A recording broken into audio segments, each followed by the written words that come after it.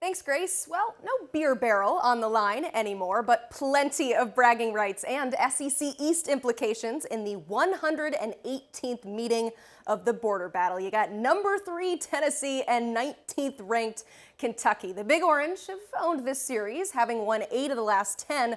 But if you're worried the Vols don't have a chip on their shoulder, well, worry no more. The SEC preseason media poll picked Kentucky to finish second in the East, ahead of Tennessee. So plenty to prove in this one. Let's bring in some help to talk about it. Josh Edwards of catspaws.com and Patrick Brown of GoVols247. There's one word, guys, that has been said more than any other when discussing this game: tempo. Tennessee is 5th in the country in pace of play, while Kentucky is last of all FBS teams. So Josh, how does Kentucky slow it down on Saturday? Yeah, I mean, that's always been Kentucky's identity under Mark Stoops, is to establish the run game.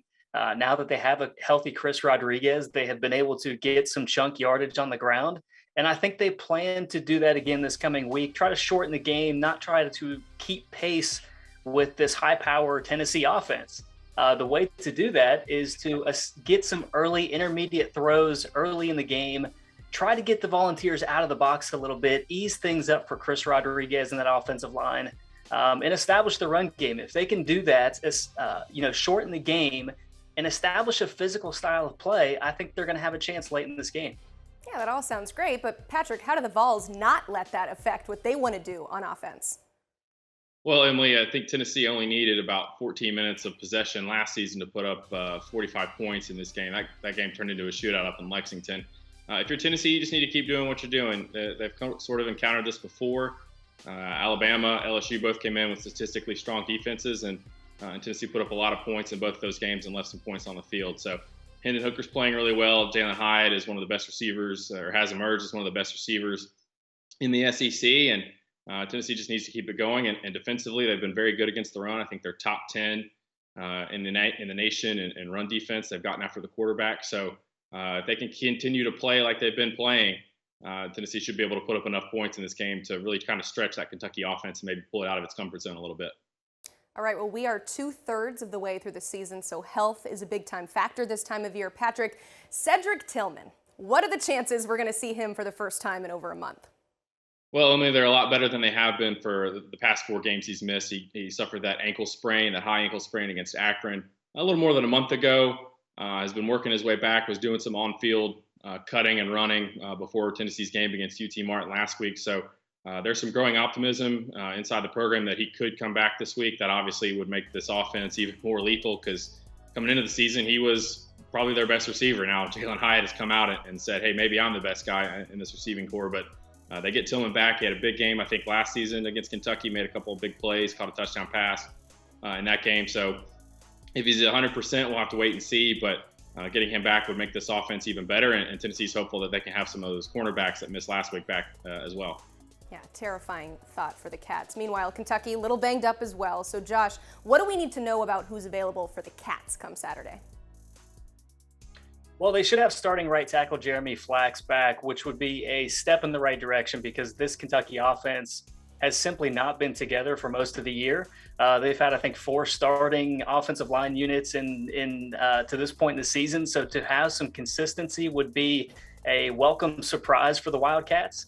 You get Will Levis back. He's healthy. You get Chris Rodriguez. This is the first time we've really seen a Kentucky offense at full capacity. We kind of saw what they were capable of in the second half a couple weeks ago. But we really haven't seen a complete game from them this year. So that's going to be crucial to get Flax back into the lineup. Jaquez Jones, the starting linebacker, a vocal leader for that defense, is still probably going to be out for this game, which is going to be crucial for this Kentucky defense, because last year, the opening play for Tennessee on offense, Kentucky missed a tackle and Tennessee was able to turn it into a touchdown. So Kentucky has to be disciplined in space. Josh Heupel does a great job of being creative with his play calls, getting his players in positions to make plays. Kentucky has to limit those big plays. They've got to limit those big plays from Jalen Hyatt, Cedric Tillman if he's back, and of course, Brew McCoy has delivered some big gainers for them this year as well. So that's going to be the key for this Kentucky defense, is to limit some of those tackling mistakes, some of the communication mistakes that we've seen to this point on defense. Certainly getting that leader back on defense will help. Well, offense, defense, they get all the airtime, but this is a game with 3 phases, and I know they're not talking about this on all the other national shows. Special teams, how can that be a factor for each team in this one? Patrick, let's kick it off with you. Well, if you're Tennessee, I think you have to kick away from Brown, Kentucky's freshman kickoff returner, who's from Tennessee, by the way. So he's been explosive and made some big plays in the return game. And if you're Kentucky and you're looking for extra points, hidden field position, that's a guy who can create those things for you. And on the flip side, Tennessee, their kickoff coverage has been pretty good this season. So I wonder if they'll be bold enough to take that risk, or if they'll just kick it in the end zone, kick it short, try to stay away from him. And on Tennessee's side of the thing, they've got D. Williams, who's sort of injected some life into their punt return game. He's almost broken a couple over the past few games. His first touch of the season at LSU went for 58 yards. Should have been a touchdown. He got tackled by the punter. So in a game where if you're Kentucky and you're trying to find extra yardage, some hidden field position, maybe some extra points, maybe Brown could be that guy. And if you're Tennessee, you have to try to avoid that.